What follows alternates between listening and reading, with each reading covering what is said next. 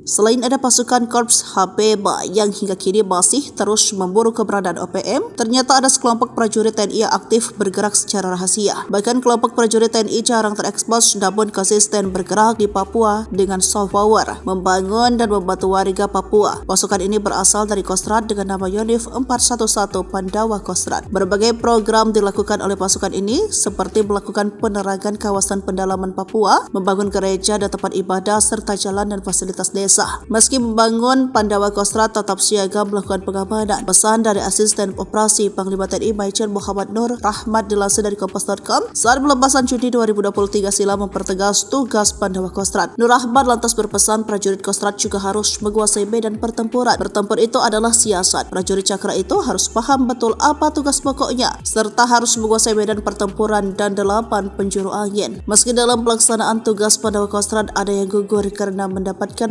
serangan gelap dari pasukan OPM, namun tak menyurutkan langkah Pandawa Kostrad untuk terus berbuah kebaikan. Diketahui Pandawa Kostrad dilengkapi dengan berbagai fasilitas kendaraan perang seperti kendaraan lapis baja yang setiap saat bisa digerakkan. Para prajurit Pandawa Kostrad juga dibekali kemampuan tempur, taktik, siasat, dan kemampuan bertahan dalam perang gerilya serta menggunakan peralatan canggih hingga pertarungan tangan kosong.